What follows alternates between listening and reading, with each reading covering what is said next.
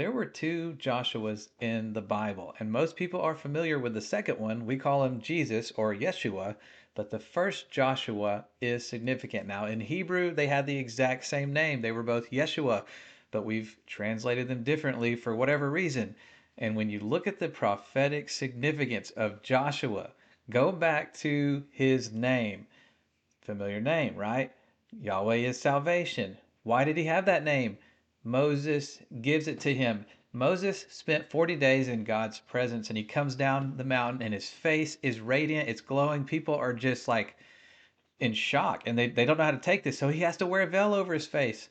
What did God show Moses that when he encountered Joshua, who we now call Joshua, his name was not Joshua, it was Hoshea. Moses changed his name to Joshua, and this is prophetic. You have got to see this because Moses did not bring the Israelites into the promised land. Joshua did.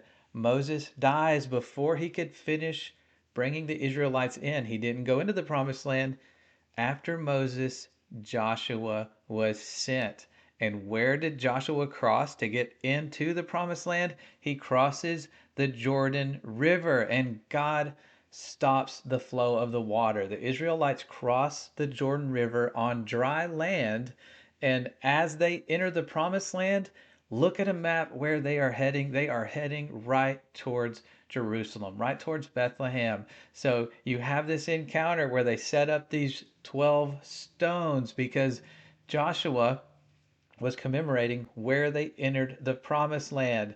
And Joshua had something special about his nature. When Moses sent 12 spies to spy out the land, Joshua was one of those 12. And if you remember, the 10 out of the 12 were terrified. They didn't want to enter the promised land because they saw giants and they were like, hey, there's Nephilim there. And these Nephilim are devouring their people, that these giants are here. And they were terrified. And Joshua wasn't. He was not afraid at all. He said, God is with us. Why are we afraid? We're going to go in there. He's not with them. This land has good food. He saw it as an opportunity. Everyone else, except for Joshua and Caleb, were terrified. So Moses changes his name to Joshua. He leads the Israelites into the promised land. So he's finishing something that Moses started.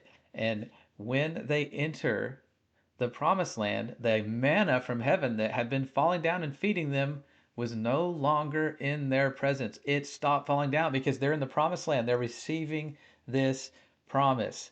And we have to look at the significance of that because when our Messiah, the bread from heaven, when he left our presence, we received the promised Holy Spirit. So there's a connection here. And if you start looking for parallels between our Messiah, our Joshua, and the original, man, they are everywhere. And I'm going to add some of these at the end of this video. You've got to see how many parallels. This story of our Messiah, it felt so familiar because it had been foreshadowed so many times in our Father's Word that it is unbelievable. I challenge you, go back through starting with Abraham and Joseph and Joshua and all these prophets and Moses and start making parallels between them and our Messiah. You will not be disappointed because God has foreshadowed these words. And when our Messiah said, I have to fulfill what was written about me in the law and in the prophets and in the Psalms,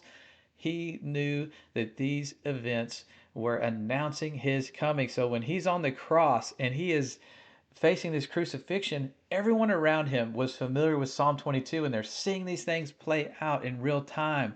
And that is a big part of the reason why when our Messiah was here, he had so many followers. They were drawn to him because something felt so familiar. They all understood that something powerful was happening. And Paul, he starts using the scriptures, he starts using the Torah to bring people to the Messiah because he is showing them example by example. And how Abraham, when he said God will provide the lamb, who was he talking about? Because God didn't provide a lamb that day, he provided a ram.